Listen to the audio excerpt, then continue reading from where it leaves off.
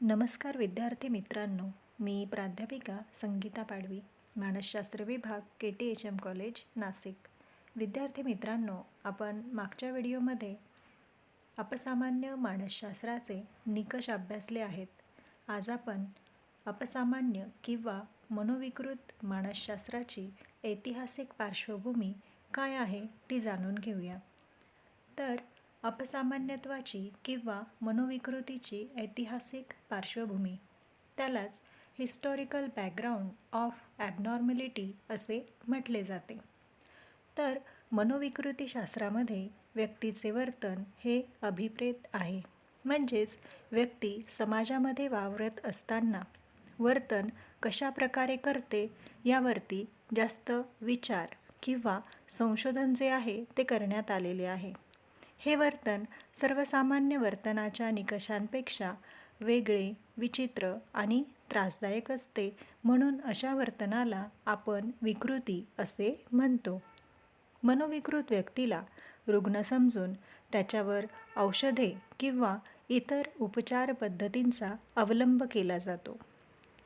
मनोविकृत रुग्णावरती किंवा त्या व्यक्तीवरती जास्तीत जास्त जो उपचार केला जातो तो म्हणजे वर्तनोपचार. हा त्या व्यक्तीसाठी प्रभावी ठरत असतो. अशा व्यक्तींना मनोरुग्णालये व खाजगी चिकित्सालयात ठेवले जाते आणि त्यावरती उपचार केले जातात. पण प्राचीन काळापासून मनोविकृतीकडे बघण्याचा समाजाचा दृष्टिकोन कसा होता हे अभ्यासणे महत्त्वाचे आहे. मनोविकृतीच्या संदर्भातील ऐतिहासिक पार्श्वभूमी पाहताना प्रमुख 3 विचारप्रणालींचे निरनिराळ्या काळात कमी अधिक प्रमाणात वर्चस्व असलेले किंवा प्राबल्य असलेले दिसून येते. मग त्या 3 विचारप्रणाली कोणकोणत्या आहेत ते आपण पाहूया. पहिली जी विचारप्रणाली आहे ती म्हणजे गूढ, अलौकिक, सैतानी शक्तीचे अस्तित्व मानणाऱ्या विचारांचे प्राबल्य. त्यानंतर दुसरी विचारप्रणाली वैद्यकीय विचारांचे प्राबल्य. तिसरी विचारप्रणाली मानसशास्त्रीय विचार. तर सुरुवातीला पाहूया आपण गूढ, अलौकिक, सैतानी शक्तीचे अस्तित्व मानणाऱ्या विचारांचे प्राबल्य. यालाच dominance of demonological view or supernatural forces असे म्हटले जाते. तर या विचारानुसार दुष्ट आत्मा मनोविकृत व्यक्तीच्या शरीरामध्ये पदार्पण करतो किंवा सैतानी शक्तीच्या पछाडण्याने दैविकोप झाल्यामुळे त्या व्यक्तीमध्ये मनोविकृती उद्भवतात अशी समजूत होती. म्हणजेच यावरून आपल्या असं लक्षात येतं की त्या काळात लोकांचे विचार असे होते की एखादी व्यक्ती विचित्र वर्तन करत असेल, मानसिकरित्या ती जर आपल्याला विस्कळीत झालेली दिसत असेल तर त्यामागे काय कारण असेल, तर देवाचा कोप झालेला असेल, सैतानी शक्ती किंवा एखादा दुष्ट आत्मा त्या व्यक्तीच्या शरीरामध्ये प्रवेश केलेला असेल, अशी विचारधारा तेव्हाच्या लोकांच्या मनात होती आणि त्यामुळे ते लोक अशा व्यक्तींना मनोरुग्ण असे समजत होते. त्यानंतर दुसरा विचार प्रवाह जो आहे तो म्हणजे वैद्यकीय विचारांचे प्राबल्य. त्यालाच डॉमिनन्स ऑफ मेडिकल मॉडेल असं म्हटलं जातं.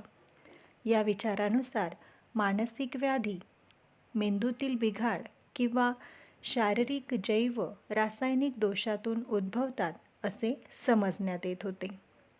या विचारानुसार आपल्या असे लक्षात येते की एखादी व्यक्ती मनोरुग्ण का होते, तर त्या व्यक्तीमध्ये जैविक दृष्टिकोनातून जर मेंदूच्या रचनेमध्ये आणि कार्यामध्ये काही बिघाड निर्माण झालेला असेल तर ती व्यक्ती वर्तन व्यवस्थित करू शकत नाही किंवा आनुवंशिकरित्या रंगसूत्रांमध्ये, जीन्समध्ये जर काही दोष असेल त्यातूनसुद्धा व्यक्तीमध्ये मनोविकृती निर्माण झालेली दिसून येते. तर अशा प्रकारे हा वैद्यकीय विचारांचा जो प्रवाह आहे तो इथे सांगण्यात येतो. त्यानंतर तिसरा जो विचार प्रवाह आहे तो म्हणजे मानसशास्त्रीय विचार. यालाच सायकोलॉजिकल मॉडेल असे म्हटले जाते. या विचारानुसार जीवनातील आघातजन्य प्रसंग, अबोध मनातील मानसिक संघर्ष, अतिचिंता, ताणतणाव, परिस्थितीजन्य घटक इत्यादी मानसिक कारणांनी मनोव्याधी म्हणजेच मानसिक आजार उद्भवतात, निर्माण होतात असे मत प्रतिपादन केले जाते. तर या मानसशास्त्रीय विचारानुसार आपल्याला असे सांगता येईल की व्यक्ती तिच्या जीवनामध्ये कुठलाही एखादा आघातजन्य प्रसंग निर्माण झाला तर ती त्याला सामोरी जाऊ शकत नाही. तिच्या मनामध्ये मानसिकरित्या संघर्ष निर्माण होतात. त्या परिस्थितीला कसे सामोरे जावे याबद्दल तिच्या मनामध्ये द्विधा मनस्थिती निर्माण होते. त्याचबरोबर अतिचिंता या व्यक्तीला सतावत असते. त्यामुळे तिला स्ट्रेस येतो, ज्याला आपण ताणतणाव म्हणतो. मग या ताणाला ती जर व्यवस्थितपणे सामोरी जाऊ शकली नाही तर व्यक्तीच्यामध्ये आपल्याला मानसिकरित्या गोंधळ निर्माण झालेला दिसून येतो किंवा ह्या परिस्थितीला काही आजूबाजूचे घटकही कारणीभूत असू शकतात. म्हणून व्यक्तीमध्ये मनोव्याधी किंवा मानसिक आजार निर्माण होतात असे मानसशास्त्रीय विचार इथे सांगतो. म्हणजे अशा प्रकारे मनोविकृतीबाबत या विचारांचे विविध कालखंडात कमी अधिक प्रमाणात प्राबल्य किंवा वर्चस्व आपल्याला दिसून येते. पुढील मुद्दा आहे इतिहासपूर्व कालखंड. त्यालाच प्रीहिस्टॉरिक पिरियड असे म्हटले जाते. तर सध्याच्या प्रगत वैज्ञानिक पार्श्वभूमीचा प्रखर प्रकाश कितीही महत्त्वाचा असला तरी मनोविकृतीविषयीची ऐतिहासिक माहिती पाहणे तेवढेच महत्त्वाचे आहे. तर इतिहासपूर्व कालखंडामध्ये गूढ, सैतानी शक्ती, देवी शक्तीचा प्रभाव मान्य करणारा हा कालखंड आहे. आदिम मानवी समाजामध्ये दुष्ट शक्ती, दैवी शक्ती, प्रेतात्मा यांचे अस्तित्व मान्य असणाऱ्या विचारांचे प्राबल्य दिसून येते. प्राचीन चीनी, बॉबेलियन, इजिप्शियन, हिब्रू, ग्रीक इत्यादी सर्वच संस्कृतीतील समाजात सैतानी शक्तीच्या अथवा प्रेतात्म्याच्या झपाटण्यातून व्यक्तीत विकृती उद्भवते अशी धारणा दिसते. भूतपिशाच्छ, सैतानी शक्तीचा व्यक्तीच्या शरीरात संचार होऊन सैतानी शक्ती बाधित व्यक्तीच्या शरीर आणि मनावर ताबा घेऊन व्यक्तीत मनोविक्षिप्त वर्तन घडवून आणते अशी त्या काळी धारणा होती. प्राचीन बॉबिलोनियन संस्कृतीत अनेक आजारास विशिष्ट सैतान जबाबदार असतो. मनोविकृतीस ईडता नावाचा सैतान जबाबदार असतो अशी त्या लोकांची समजूत होती. सर्वच संस्कृतीत मांत्रिक अथवा वैद्य, त्यालाच शेमन किंवा शामन असे म्हणतात. शारीरिक व मानसिक व्याधींवर हा शामन किंवा हा मांत्रिक उपचार करीत होता. भूत, प्रेतात्मा अथवा सैतानी शक्तीने झपाटलेल्या व्यक्तीच्या शरीरातून भूत, प्रेतात्मा अथवा सैतानी शक्तीला पळवून लावण्यासाठी वापरल्या जाणाऱ्या पद्धतीला एक्झॉर्सिझम असे म्हणतात. तर या एक्झॉर्सिझम पद्धतीमध्ये ध्वनिनाद, मंत्रोपचार, प्रार्थना, पवित्र जल यांचा अवलंब करीत तसेच सैतानी शक्तीने बाधित व्यक्तीच्या शरीराचा ताबा सोडावा म्हणून बाधित व्यक्तीला खूप यातना दिल्या जायच्या. म्हणजेच भयंकर उग्र पदार्थ खायला देणे, अत्यंत कडू किंवा उग्र वासाचे पेय पिण्यास देणे, बाधित व्यक्तीला मारझोड करणे, त्यांची उपासमार करणे, कधी गरज पडलीच तर गलिच्छ शिव्यांचा वापर करून अपमानित करणे, बाधित व्यक्तीच्या अंगाला चटके देणे अशा विविध अघोरी मार्गांचा त्या काळामध्ये अवलंब केला जायचा. आजही दुर्गम आदिवासी लोकांमध्ये एक्झॉर्सिझम या अघोरी पद्धतीचा अवलंब केला जातो. एक्झॉर्सिझम बरोबरच ट्रेफनिंग म्हणजेच कपाळाला किंवा कवटीला गोलाकार छिद्र पाडणे या पद्धतीचा अश्मयुगीन मानवाने उपयोग केलेला दिसतो. पुरातत्वशास्त्रज्ञांना प्राचीन कालखंडातील अग्रभागी 2 सेंटीमीटर व्यासाचे छिद्र असलेल्या काही मानवी कवट्या आढळून आल्या होत्या. झपाटलेल्या व्यक्तीच्या शरीरातून भूतपिशाच्य सैतानी शक्ती निघून जावी म्हणून कवटीवर छिद्र पाडत असावेत असे काही शास्त्रज्ञांचे मत दिसते. तर अशा प्रकारे हा इतिहासपूर्व कालखंड सांगितला जातो. त्यानंतर पुढचा जो कालखंड आहे तो म्हणजे प्राचीन ग्रीक व रोमन कालखंड. इसवी सन पूर्व 1500 ते इसवी सन पूर्व 500 वर्ष. ग्रीक संस्कृतीचा कालखंड इसवी सन पूर्व 1500 ते इसवी सन पहिले शतक इथपर्यंतचा मानला जातो किंवा ओळखला जातो. इसवी सन पूर्व 800 ते इसवी सन पहिल्या शतकापर्यंत ग्रीक संस्कृतीचा वैभवशाली कालखंड होता. प्राचीन ग्रीक लोकांच्या समजुतीनुसार अस्क्लेपियस देवतेच्या कोपामुळे व्यक्ती वेडी होते, म्हणून त्या काळी मनोविकृत व्यक्तींना अस्क्लेपियस देवतेच्या देवळात बरे होण्यासाठी पाठवत असत. बाधित व्यक्ती निद्राधीन झाल्यावर म्हणजेच झोपल्यावर अस्क्लेपियस देवता तिला स्वप्नातून दृष्टांत देते व व्यक्ती बरी होते अशी त्या काळी लोकांची धारणा होती. देवळाच्या परिसरात रुग्ण व्यक्तींना व्यवस्थित आहार व विश्रांती मिळत असल्याने विकृती बऱ्या होत असाव्यात. अनेक दिवस देवळाच्या परिसरात ठेवूनही जर एखादी व्यक्ती बरी नाही झाली तर अशा व्यक्तींना लोक दगड मारून काढून देत असत. मनोविकृतीच्या संदर्भात ग्रीक तत्त्ववेत्त्यांचे काही विचार येथे मांडण्यात आलेले आहेत. त्यापैकी पहिला विचार जो आहे तो होमर यांचा आहे. इसवी सन पूर्व 800. होमरने इलियड व ओडिसी हे 2 प्रसिद्ध महाकाव्य लिहिलेले आहेत. या महाकाव्यात मनोविकृती दैवी कोपामुळे निर्माण होतात असा विचार होमर यांनी मांडलेला दिसून येतो. त्यानंतर आयोना इसवी सन पूर्व 600. आयोना या प्रसिद्ध ग्रीक तत्त्ववेत्त्याच्या मतानुसार मानवी मन हे गतिशील अणूंचे बनलेले असते. अणूंच्या रचनेत, गतीत आणि आकारात जर बदल झाला तर व्यक्तीमध्ये मानसिक व्याधी उद्भवतात असे त्याचे म्हणणे आहे. कोपिष्ट देव मेनिया आणि ल्युसा या 2 देवता पाठवतो. या देवता अणूमध्ये बदल घडवून आणतात आणि त्यामुळे व्यक्ती वेड्या होतात अशी त्यांची समजूत होती. त्यानंतर हेराक्लिट इसवी सन पूर्व 335 ते पूर्व इसवी सन 470. शरीर व आत्मा या 2 भिन्न शक्ती आहेत. आत्म्याच्या ठिकाणी परस्पर विरोधी मानसिक प्रवृत्तीच्या असमतोलातून मनोविकृती निर्माण होतात अशी त्यांची समजूत होती.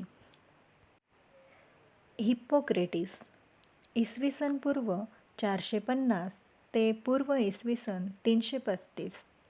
दैवी कोप अथवा सैतानी शक्तीच्या प्रभावातून शारीरिक आजार आणि मनोव्याधी म्हणजेच मानसिक आजार निर्माण होत नसून मेंदू आणि शरीरातील स्रावांमध्ये निर्माण होणाऱ्या दोषांमुळे शारीरिक व मानसिक आजार उद्भवतात असा वैज्ञानिक दृष्टिकोन मांडणारा आद्य प्रवक्ता म्हणून हिप्पोक्रेटिस यांना ओळखले जाते. म्हणूनच हिप्पोक्रेटिस यांना वैद्यकशास्त्राचा जनक असे संबोधले जाते. आजही वैद्यकशास्त्राची पदवी घेताना हिप्पोक्रेटिसच्या नावाने शपथ घेतली जाते.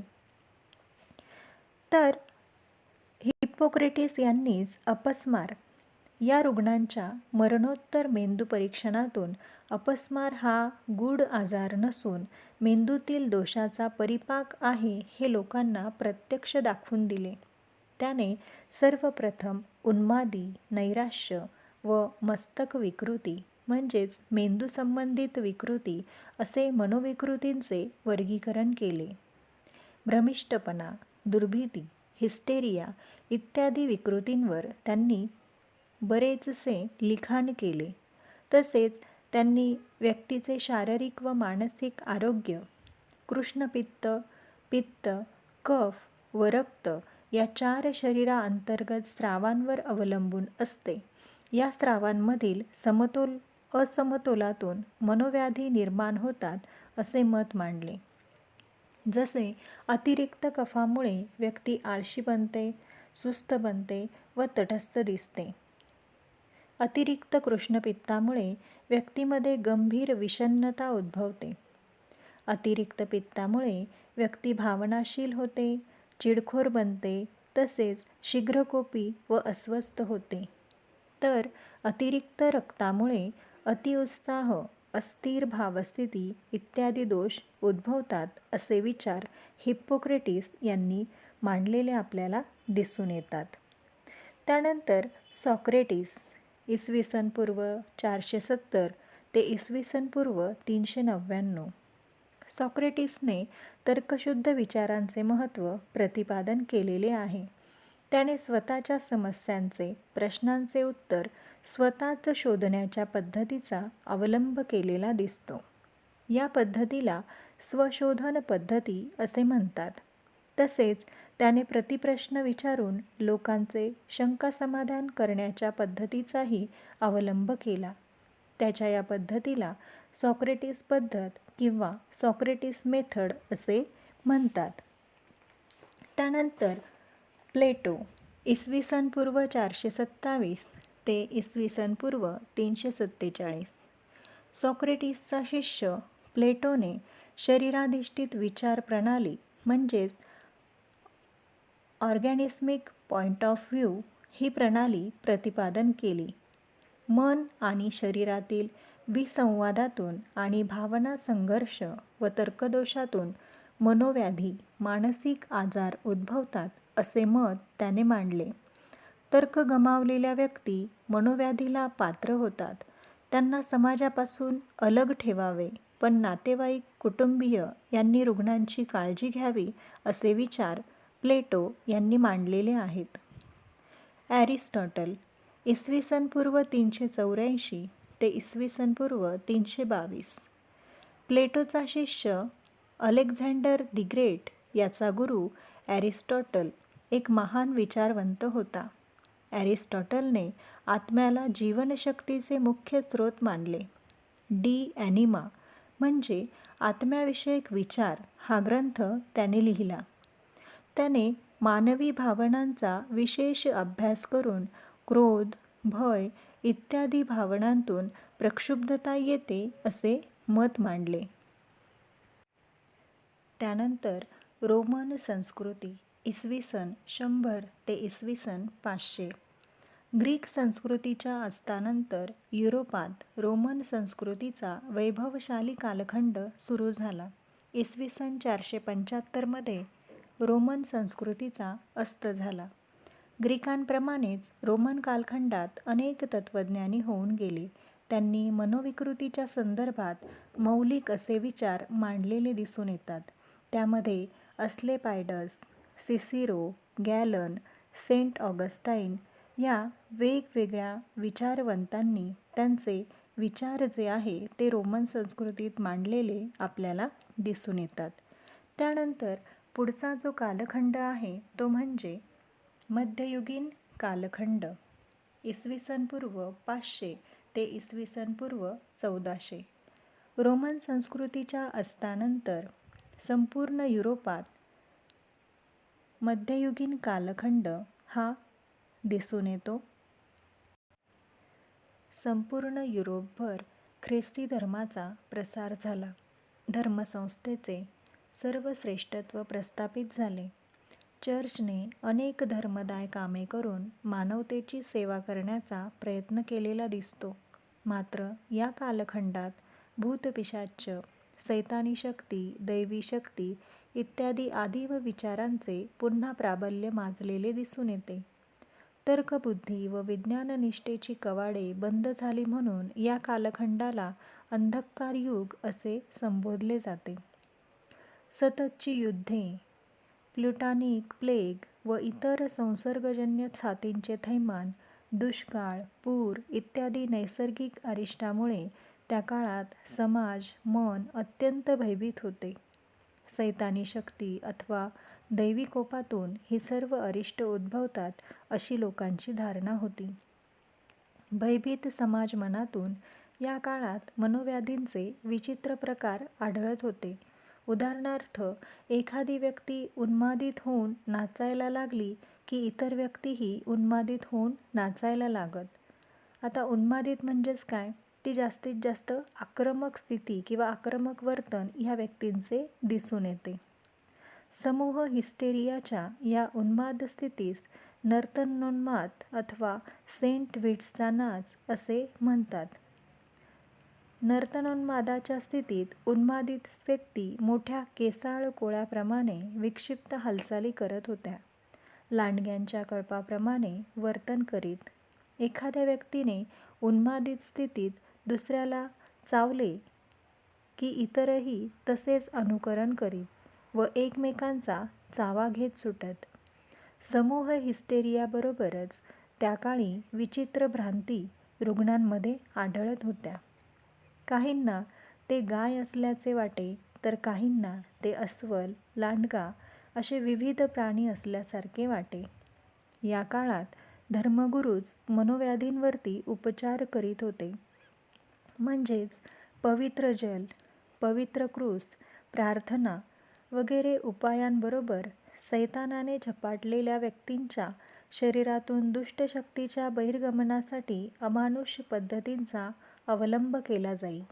रुग्णांना अनाथालयात कोंडून ठेवीत, मारहाण करीत, उपासमार, बर्फांच्या लाद्यांवर झोपवणे, रुग्णांच्या अंगावर थंड पाण्याचा शिडकारा करणे, त्यांना साखळदंडांनी जखडून ठेवणे इत्यादी अमानुष पद्धतींचा अवलंब केला जाई. अशी मनोरुग्णांची अत्यंत दयनीय स्थिती मध्ययुगीन कालखंडात होती. यानंतरचा कालखंड आहे प्रबोधन कालखंड किंवा प्रबोधन काळ. इसवी सन पूर्व 1400 ते इसवी सन पूर्व 1700. मानवी संबंधांची बोध जाणीव बुद्धिप्रधान कालखंड असे याचे वर्णन केले जाते. मानवतावाद, नैसर्गिक घडामोडी वैज्ञानिक पद्धतीने जाणून घेण्याची उत्सुकता, तर्कनिष्ठ विचारांचे प्राबल्य, कला, साहित्य व इतर क्षेत्रात नाविन्यपूर्ण निर्मिती म्हणून युरोपियन इतिहासातील या कालखंडास प्रबोधन काळ असे संबोधले जाते. या काळात चर्चचे प्रस्थ होते.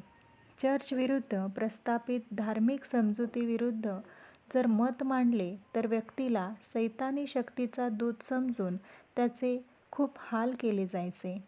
या परिस्थितीत Paracelsus, John Hart, Johann Weyer, Baruch Spinoza या विचारवंतांनी मनोव्याधीच्या संदर्भात अनेक प्रस्थापित समजुतींपेक्षा वेगळे विचार मांडून चर्च विरुद्ध बोलण्याचे धाडस दाखवलेले दिसते. पॅरसेल्सस याने मनोविकृतीच्या संदर्भातील पिशाच्च अथवा सैतानी शक्तीच्या झपाटल्याने किंवा दैवी प्रकोपातून मनोव्याधी उद्भवतात हा विचार नाकारून ग्रहताऱ्यांच्या प्रभावातून, विशेषतः चंद्राच्या प्रभावातून मनोविकृती निर्माण होतात असे मत मांडले. जॉन हार्टे यांनी प्रोब ऑफ द माइंड हे पुस्तक लिहिले. या पुस्तकात त्यांनी धर्म आणि मानसशास्त्रीय फरक विशद करून मुलांच्या मानसिक विकासाचे तर्कनिष्ठ स्पष्टीकरणाचे महत्त्व प्रतिपादन केले. जोहान वेयर याने त्या काळात प्रचलित सैतानी शक्तीचे स्रोत, चेटूक विद्या यावर जोरदार टीका केली. त्याने द डिसेप्शन ऑफ डेमॉन्स हे पुस्तक लिहिले व चेटुकविद्या मनोव्याधीचाच एक प्रकार आहे असे मत मांडले. तसेच त्याने मानसिक संघर्ष व आंतरवैयक्तिक संबंधातील बिघाडातून मनोव्याधी उद्भवतात असे मत मांडले. याविषयी त्याने संभ्रांती, अपस्मार, नैराश्य, भयपद स्वप्न इत्यादी मनोव्याधींवर लिखाण केलेले आहे. बरूक स्पिनोझा यांच्या मते मन आणि शरीर या दोन भिन्न गोष्टी नसल्याने ते परस्परांपासून विलग करता येणे शक्य नाही. त्याने भौतिक घडामोडी इतक्याच मानसिक प्रक्रियाही महत्त्वाच्या आहेत असे मत मांडून भावना आणि इच्छांचे मानवी जीवनातील महत्त्व प्रतिपादन केले. तसेच वर्तनाच्या दृष्टीने अबोध यंत्रणेचे महत्त्वही त्याने प्रतिपादन केले. तर अशा प्रकारे हा प्रबोधन काळ आपल्याला इथे सांगता येईल. त्यानंतरचा पुढचा जो काळ आहे तो म्हणजे उद्बोधन कालखंड. उद्बोधन कालखंड हा इसवी सन पूर्व 1700 ते इसवी सन पूर्व 1950. 17वे शतक तर्कनिष्ठेचे तर 18वे शतक विज्ञाननिष्ठेचे म्हणजेच उद्बोधनाचे शतक समजले जाते किंवा ज्ञानप्रकाशाचा कालावधी म्हणून हे 17वे शतक ओळखले जाते. 18वे शतक प्रकाशमान कालखंड म्हणून ओळखले जाते. या कालखंडात तर्क व शास्त्रीय पद्धतीचा अवलंब होऊ लागला. मानवी भावना आणि प्रेरणा यांचा विचार होऊ लागला.